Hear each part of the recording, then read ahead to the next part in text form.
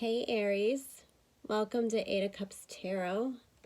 This is your January reading, and I have to tell you, Aries, I always have a different energy when I read you guys. Like, I'm usually pretty gentle and soft. Like, if I do Cancer, I just want to give them a hug. But for some reason, when I step into your energy, I become like a football coach. Like, I kind of just want to yell at you a little and be a little stern with you. I think maybe because we've talked about some of these things before, and or I get the feeling that you're well aware of the issues that you're facing right now, and you've been kind of avoiding them. And that's okay. That's completely up to you, and wherever you are in this process,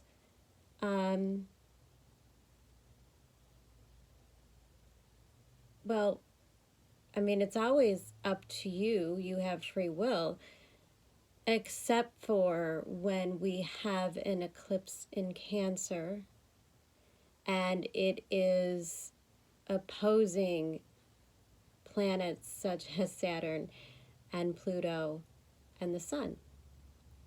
So, honestly, if you haven't realized it by now, you're probably in for the ride of your life.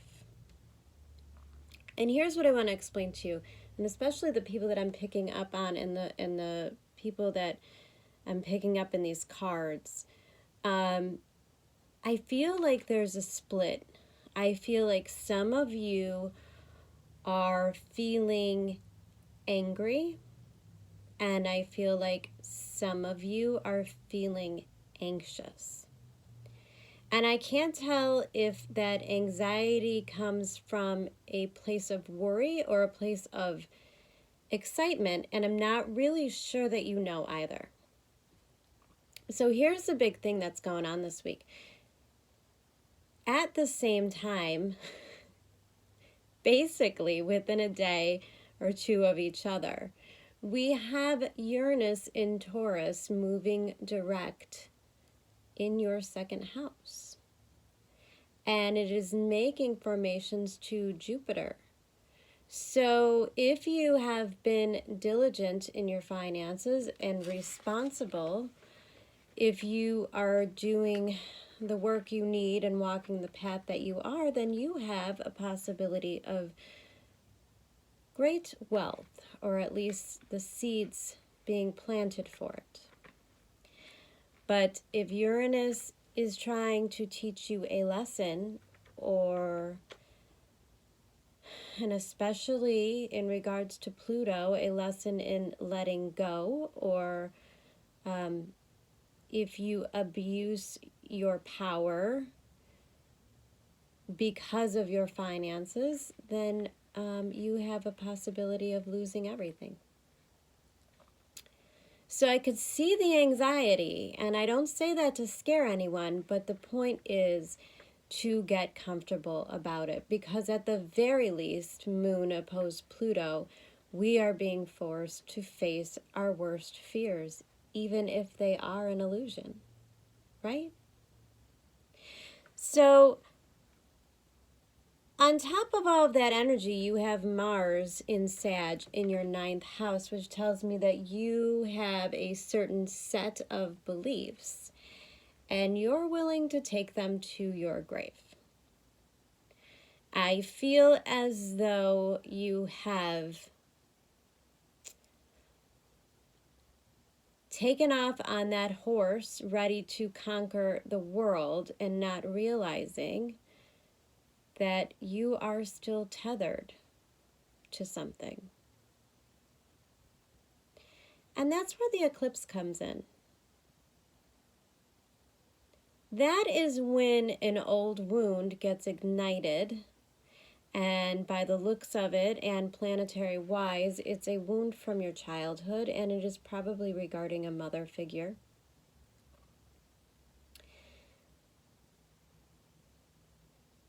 This time, it stops you dead in your tracks.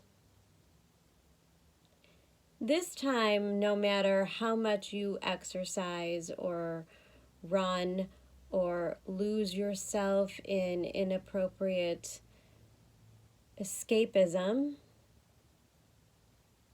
there's no fighting this. And then they showed me Pandora's box. So I do believe there's a possibility that at this time with this eclipse, we are about to open Aries' Achilles heel. And so I remind you that whatever is happening for you is happening for you. It's not happening to you.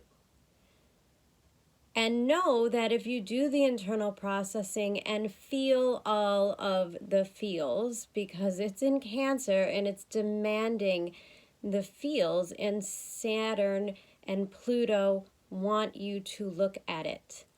Look at it. Explore it.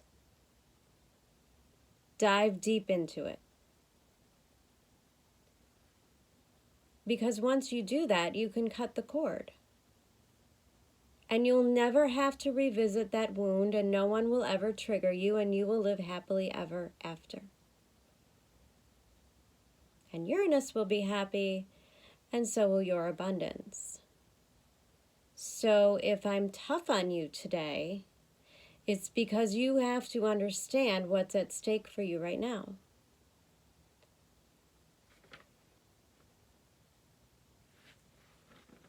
Let's look at the cards. First week, starting off with the Ace of Wands, you are in your comfort zone, Aries. You're feeling great. And in fact, you're so alive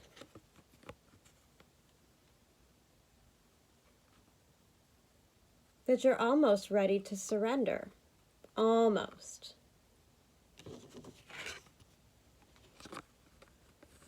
And you're starting to feel like you're gaining a little bit of emotional maturity, emotional security, emotional control.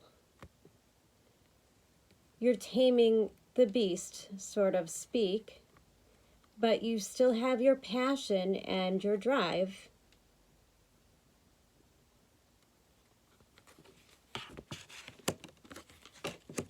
But what is lacking comes in the second week. Because you can't refuse to look at your past anymore. You can't refuse and ignore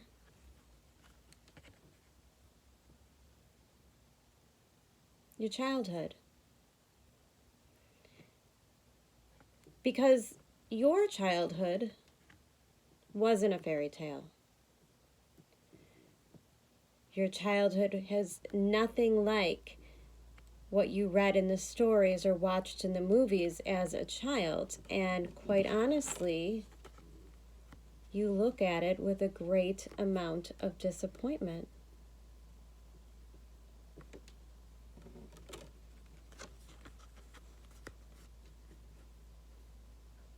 And you probably feel a little abused.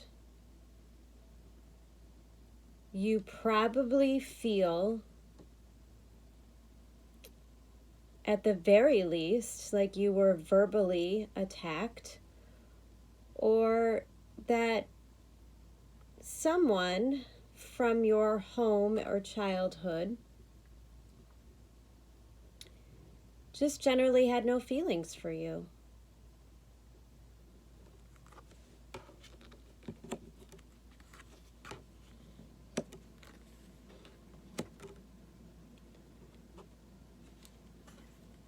And so you were not able to understand or comprehend real love.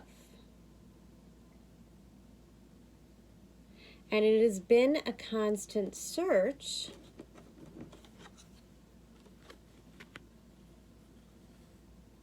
through people in your life you thought could give you truth of what you deserve. But they could not fill that cup either. And so, my Aries, you are on a constant quest for the Ten of Cups and never quite reaching it. So, Aries, you have to understand that in order to overcome the pains that you experienced as a child, or the lack of love or care that you experienced, you cannot go outside of oneself to receive it. And the harder we try to find it in an outward source, the more we drain ourselves. And Aries, you know how precious that energy can be. For an Aries, the search for love can turn their entire world upside down. And because a lot of you, once you get the love you think you wanted, it is never quite as fulfilling. You have Cancer in your 4th house. You may not be good at giving unconditional love, but you sure as heck require it. But it's Cancer, so you don't even know it. Instead, you protect yourself. And so here is what 2020 and January and the rest of 2020 and the next 20-year cycle and the next 38-year cycle want to tell you.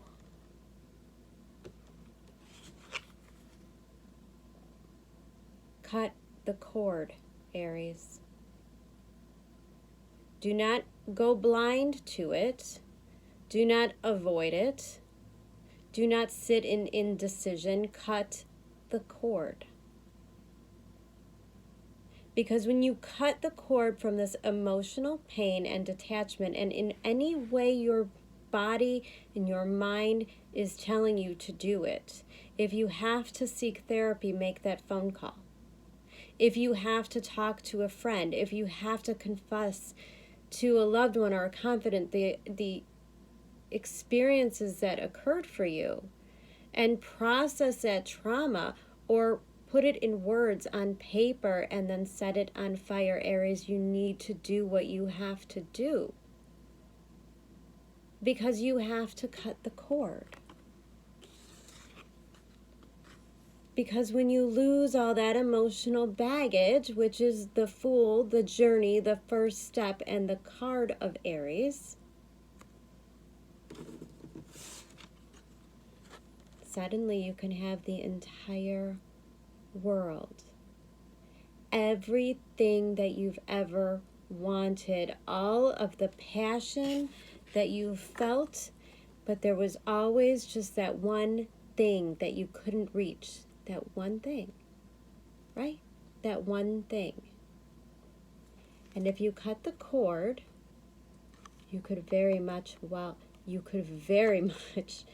have that one thing, and that other thing, and those other things too.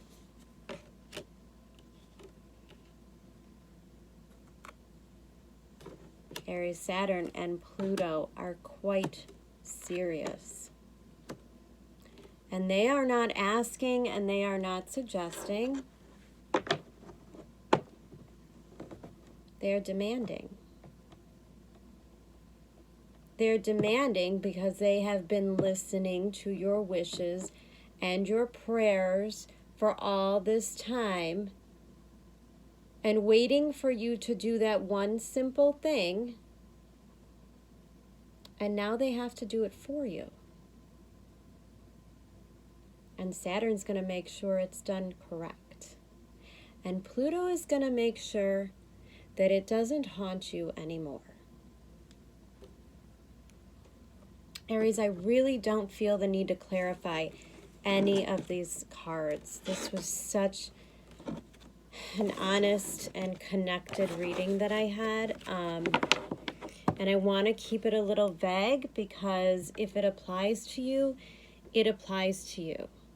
If you feel it when I tell you, then it belongs to you. And if some of it makes sense and some of it doesn't, then take the messages that do and stick it in your pocket, because believe me, if this isn't the lesson you're learning another one. And it's probably somewhat similar.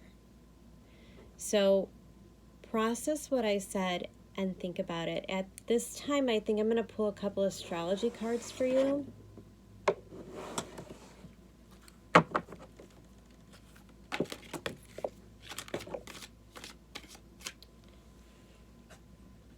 I'm not going to take that one. If I wanted to come out, it would come back.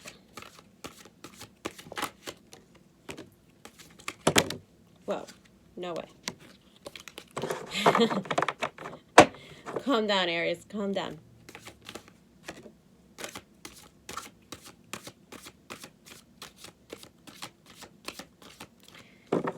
Aries, I could tell you right now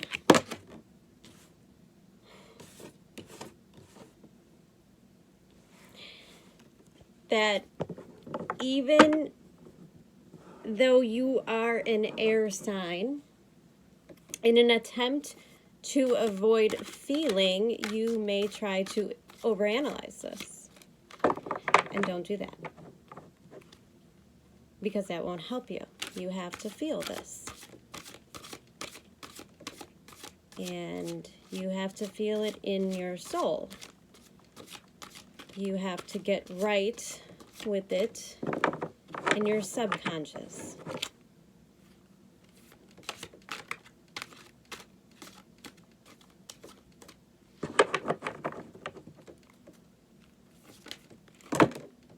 Oh my goodness.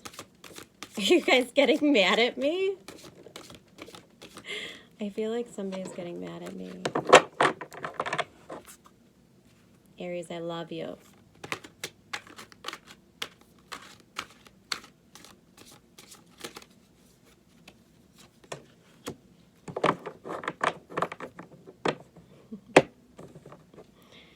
Beautiful. First house, the body, bottom of the deck. Please know that holding internal anger, unresolved traumas will affect your body. And listen, I know your back's hurting and your neck's hurting. Everybody's backs and necks are hurting, and their wrists and their joints, they're all hurting. Why? Because the energy is so dense that it's starting to actually physically push on our bodies. And at the same time, the eclipse energy is activating our root chakra. So we are quite literally becoming aligned, but it feels dense and heavy and hard to move through. And we are also being asked to change our perspective. Welcome to Capricorn world. Capricorn, the mountain goat, well, they are always looking up. And so we tend to have sore necks because we're always looking for that next thing and that next goal and how to build on each success. And that is the energy you're stepping into, Aries. It is a little bit out of your comfort zone, but it's going to serve you really well. Because right now, you are really having to connect mind. This is too funny. Literally, mind, body, and soul. Literally. Connect with your body. Aquarius. Connect with others. Connect emotionally. Connect with your mind. Learn to calm your mind. Learn to discern what is ego, what's coming from fear, and what's literally in your soul, your subconscious, who you truly are, and what you really deserve.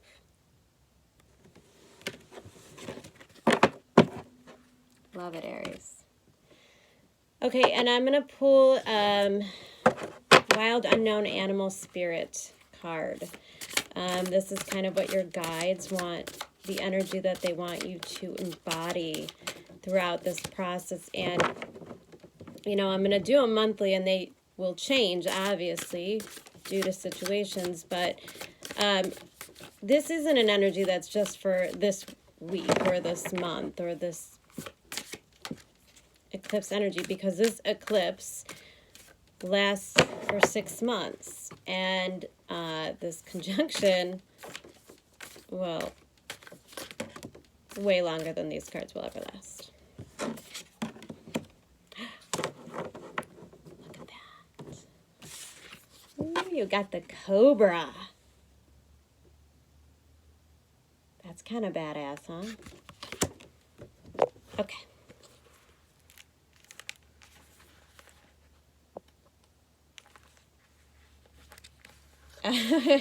They told me to tell you to watch how you speak. They're telling that to a lot of people because I think Mars in Sag can kind of, that could create some fighting words, especially as it aspects Uranus.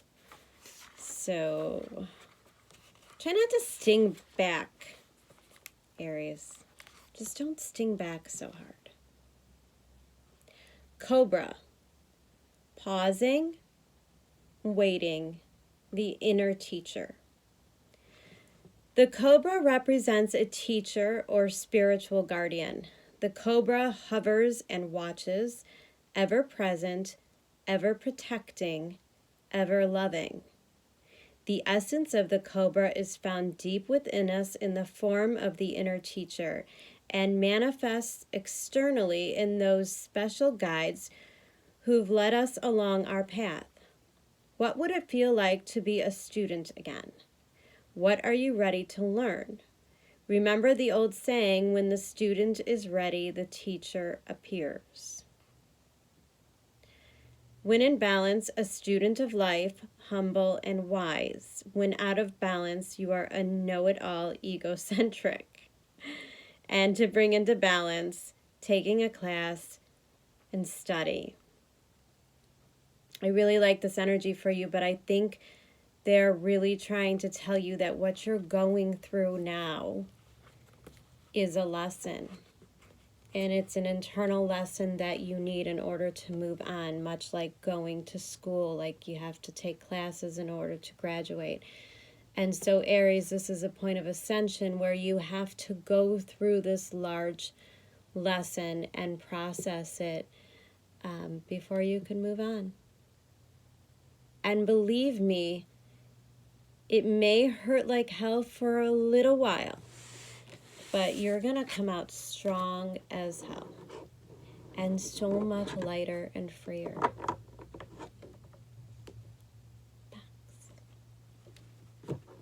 All right, Aries, you take care. Stay cool, man. Love you. Bye.